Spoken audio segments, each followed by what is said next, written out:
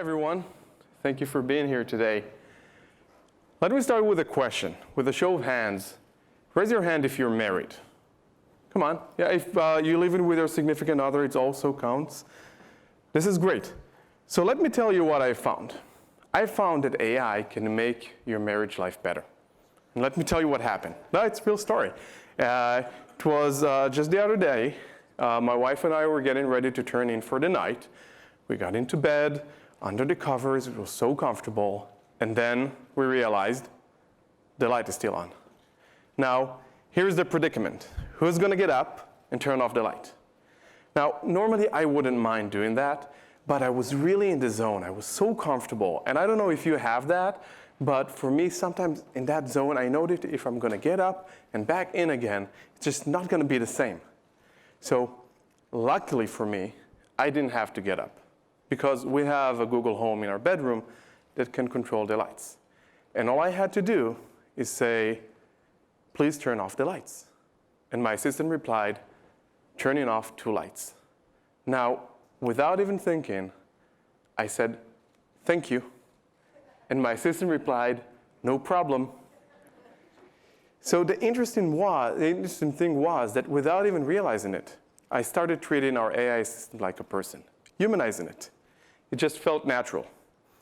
Now, honestly, my wife wasn't on board and getting our house peppered with all these AI assistants, controlling the lights, the windows, the AC. But because it was so natural and easy to use, she got used to it. And it wasn't before too long that I caught her saying an unsolicited thank you to our AI assistant. They bonded. So the reason this is so noteworthy is that this type of experience wasn't even possible until not too long ago. And if you want proof for that, you need to look no further than the virtual keyboards on your mobile phones. Did you ever notice how the keys are arranged, the characters, Q, W, E, R, T, Y? It's a QWERTY keyboard arrangement. That's not random, and it's also not there for you. It's actually informed by the original mechanical typewriter design from over 150 years old. That's right. So the way these mechanical typewriters worked is that you would press a button, and a metal spoke would lunge at the paper to embed the character on it. But they had a design flaw. If you press keys that are close together, these metal spokes could collide and cause a mechanical error. So the way they solved it is that they distanced apart keys that would frequently be used together. So the design is informed to the machine. It's there to suit the machines and not human hands. Fast forward to today, and all of our keyboards are arranged that way. And we couldn't even imagine it any other way. So why this is important? It shows how complacent we have become in adapting ourselves to machines. And it's not just ourselves. It's our customers as well that we're expecting them to adjust and adapt. For years, we have learned how to adapt ourselves to machines. It is now time for machines to start adapting to us. Today, I will share with you how current contemporary AI is bringing back the humanity to product interfaces, allowing humans to go back to being human and not adapt to machines.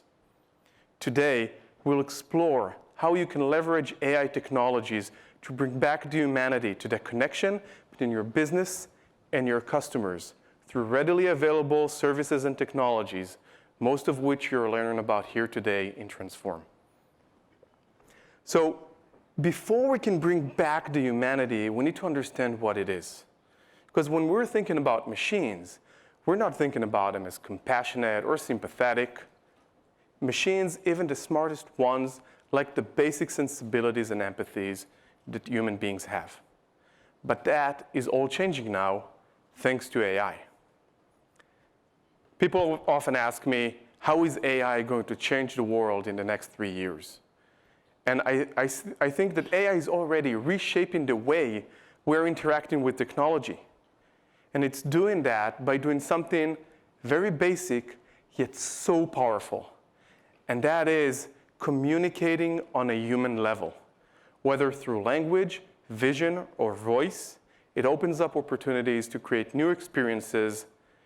And AI is now finally ready to become the leading digital transformation initiative for businesses today. Well, we're not quite at the future Hollywood has predicted, but AI is already at a level of maturity in which we can completely transform the way we interact with technology, and in turn, the way our customers interact with your brand. So with that perspective in mind, let's think about a digital business today. How does that look? You have your app, you have your website, and they usually serve as your storefront and a communication hub, probably a lot of information for people to consume. It's a place for customers to access information and make a purchase decision, usually through a series of menus, panels, drop-down carousels. This offers customers the convenience of doing business on their own terms, on their own time. It allows your business to scale across time zones, across borders, and it takes the burden off your employees by allowing customers to serve. But there is something that is missing. There is one crucial thing that is missing, and that is the human connection. And we now know that the human connection is the leading factor in promoting brand loyalty and brand recognition. So technology has been trying to solve this for a while. A lot of sites nowadays use recommendation engines, for example, and sometimes they work great. I've been known to shell out some cash for the things you might also like section on the site, but sometimes they also epically fail. Just imagine shopping for a baby item, for a baby shower, and getting it, and then the next day, when you're looking for something else, you're still getting those baby item ads. And not to mention getting those baby item ads wherever you go online, right? Not so useful unless you have a baby. So the reason this is happening is because these systems, they don't know you. They're just reacting to something that you did. And it's because of this type of experiences and challenges that we're seeing now the resurgence of brick and mortar stores and the in-store shopping experience.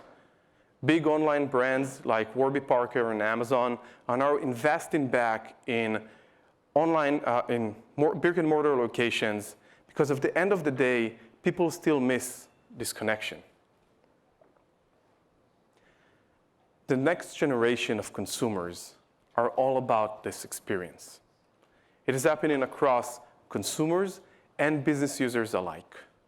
They want to meld the convenience with the personalization, and striking that balance is an opportunity for digital businesses.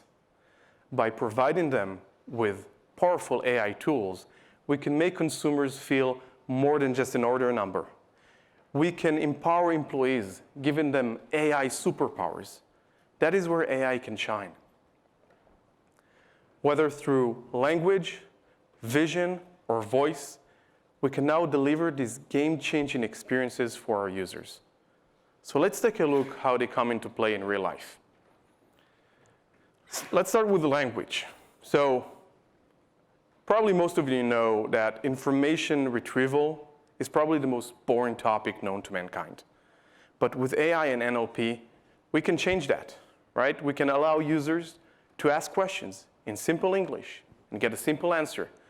So this is VentureBeat transformed. This shouldn't be news to anyone here, except that most businesses are still struggling to get it right.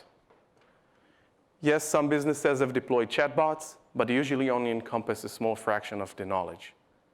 And most of the organizational knowledge is still hidden behind traditional knowledge systems. However, if we can get this right, the emotional impact can be phenomenal. Just read the comment left by this person looking for a song that they liked. And I'll read it to you. I just searched for that French song, and this is the first response that I got. I have never felt more understood. All we humans want is to be understood.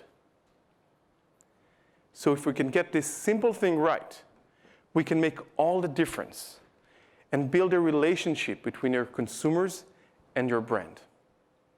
So let's take a look at two brands that really did that right. Take Planned Parenthood. This is an organization that has taken it upon itself to tackle the most sensitive of human topics, sexuality and childbirth.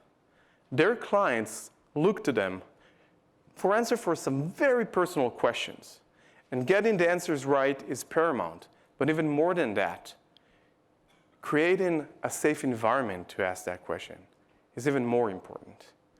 Using conversational AI, Planned Parenthood deployed a bot named Rue. It allows visitors to ask questions in simple English and get these answers, but they can do it confidentially without worrying they'll be judged. By imbuing Rue with emotional intelligence and empathy, they made the users feel welcome and comfortable and safe. Take Dyson, right? Dyson is a very interesting technology company. They employ scientists and inventors to create novel designs for household devices like vacuum cleaners and fans. Now, you might know that they recently put out a line of hair care products and hair dryers. Now, I know what you guys think. He really knows about hair care products, right? But I was also surprised. I was surprised to learn how many different attachments and stylers and these combinations can go together to create the right solution for you. So instead of creating comparison tables and data sheets that user will have to go through, they created a concierge shopping experience. It's sort of like an AI personal stylist that is asking you, what style of hair do you have? How do you like to wear your hair? And it's building this right solution for you. And it's allowing you to feel comfortable about making a purchase decision when you're ready. So these examples were only leveraging language. But we know that 90% of communication is nonverbal, meaning it's visual. So how can we take advantage of that visual experience? Take a company like Zikit, for example. This is a startup company that has made it their mission to bring the visual shopping experience to customers worldwide. And they're providing a platform that e-commerce sites can use and allow you to see yourself wearing something before you buy it. Just imagine going on a site, you look at a suit or a dress, and you ask yourself, is this going to look good on me? Is this the right size? And there's a lot of guesswork involved. And it's a reason of why many people just don't shop online. But just imagine if you could just snap a picture of yourself and then look at yourself like in a mirror, and you can dress yourself with any item on their catalog. It creates the comfort and the confidence in picking things that you like. It creates a connection right there and then between the item that you're shopping for and yourself. Another great example of vision-based AI solution is Google Photos. So for years, we've been documenting our lives with our cell phones, but up until a few summers ago, if I wanted to find a picture of my baby on a beach, I would have to scroll through thousands of pictures. But today, all I need to do is just type baby on a beach and get these great pictures. Now, what's interesting about this solution is that it's not only utilizing vision, it's also combining that with natural language processing for one cohesive experience. So last but not least, we need to talk about voice. There is a ton of excitement about voice today, and it's no secret that voice has invaded our lives through and through. And I already shared with you how voice AI has made my marriage life better. But the thing is, we can use voice AI to make these human experiences more human. Voice is only going to get more prevalent. And we need to think about voice beyond assistance. Right? Today, I can use my voice to operate my TV. Tomorrow, it'll be my car. Just imagine talking to your colleague about a meeting tomorrow at a certain time, and then have an invite magically appear on both of your calendars. That is the power of voice, releasing us from the burden of day-to-day operations. Sounds good, doesn't it? So that is the power of AI.